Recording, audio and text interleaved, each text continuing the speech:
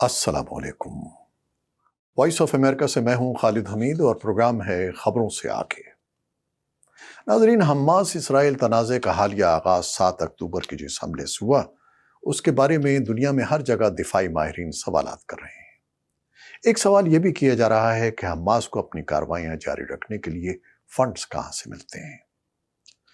اسرائیل کے خلاف لڑنے والی فلسطینی عسکری تنظیم حماس کے پاس موجود وسائل سے متعلق یہی گمان کیا جاتا ہے کہ یہ وسائل خیراتی اداروں اور دوست ممالک کے مرہون منت ہیں، لیکن شاید آپ کو معلوم نہیں کہ حماس اپنے حامی اداروں اور دوست ممالک کا ایک وسیع نیٹ ورک رکھتی ہے۔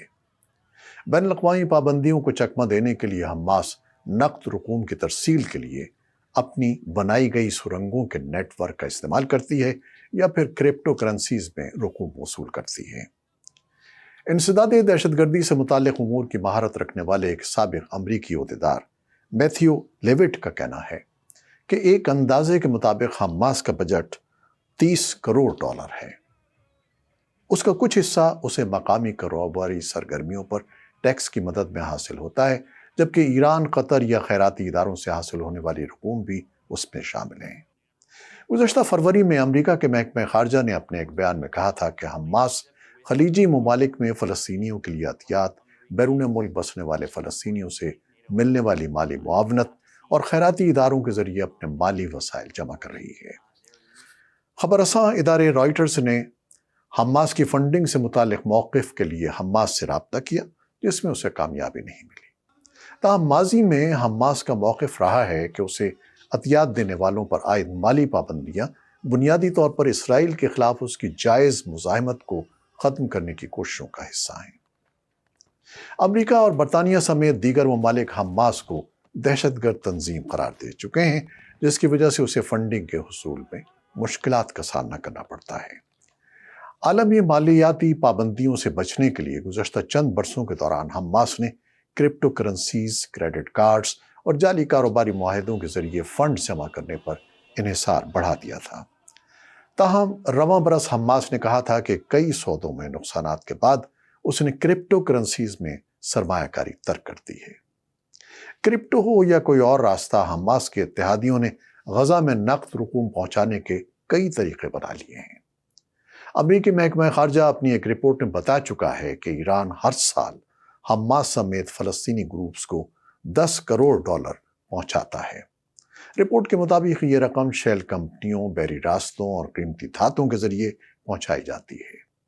ایرانی حکام نے امریکی محکمہ خارجہ کی رپورٹ پر رد عمل ظاہر نہیں کیا۔ امریکہ کے محکمہ خزانہ نے مئی سن 2022 میں ایسی متعدد کمپنیوں پر پابندی عائد کی تھی جو ترکیہ سے سعودی عرب تک حماس کے بنائے گئے فنڈنگ نیٹ ورک کا حصہ تھیں۔ حماس ان کمپنیوں میں سرمایہ کاری کے ذریعے $50 کروڑ کے فنڈز حاصل کر رہی تھی۔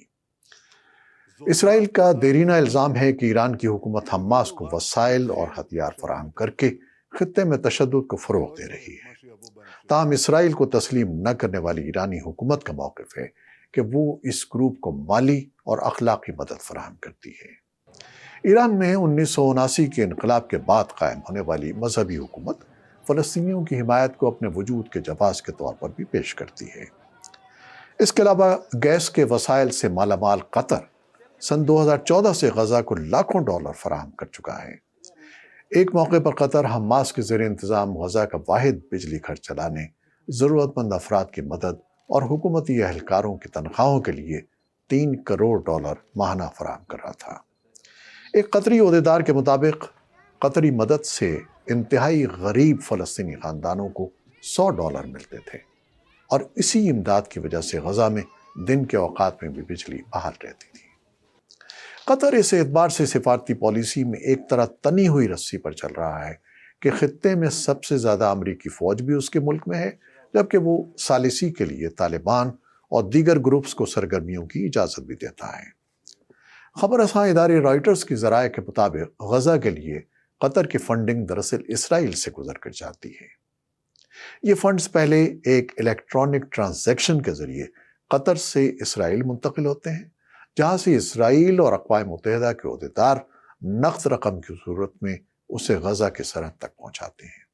اس کے بعد یہ نقد رقم غزہ کے ضرورت مند خاندانوں یا افراد اور سرکاری ملازمین میں تقسیم کی جاتی ہے۔ رقم وصول کرنے والوں سے دستخط کروا کر اس رقم کی رسید بھی لی جاتی ہے۔ رقم کی تقسیم کے بعد دستخط شدہ فہرست کی ایک نقل اسرائیل، اقوام متحدہ اور قطر تینوں کو فراہم کی جاتی ہے۔ قطری حکومت کے عہدیدار کے مطابق غزہ کی پٹی کے لیے ان کے ملک کی جانب سے بھیجی جانے والی امداد اسرائیل، اقوام متحدہ اور امریکہ کے تعاون سے پہنچائی جاتی ہے۔ حالیہ برسوں میں قطر نے غزہ کے واحد بجلی گھر کے لیے اسرائیل کے ذریعے ایندھن کی فراہمی شروع کی تھی۔ قطر غزہ میں مصر سے ایندھن بھی بھیجتا ہے جسے حماس تنخواہوں کی ادائیگی کے لیے دوبارہ فروخت کر سکتی ہے۔ Think tank Royal United service institute سے تعلق رکھنے والے اسٹیفن ریمر کا کہنا ہے کہ اسرائیل پر حالیہ حملے کے بعد حماس کے لیے رسمی مالیاتی چینل محدود کرنے سے زیادہ کامیابی نہیں ملے گی۔ ان کے بقول حماس ان پابندیوں سے بچ نکلنے میں زیادہ مہارت رکھتی ہے۔ تو جناب یہ تھیں کچھ معلومات جو ہم نے آپ تک پہنچائیں۔ آپ کیا سمجھتے ہیں کہ کالعدم یا دہشت گرد تنظیموں کو فنڈنگ بند کروانے کے لیے دنیا کے ملکوں کو کیا کرنے کی ضرورت ہے؟ ہمیں آپ کی رائے کا انتظار رہے گا۔ خالد حمید کو اب اجازت دیجیے گا۔ اللہ حافظ۔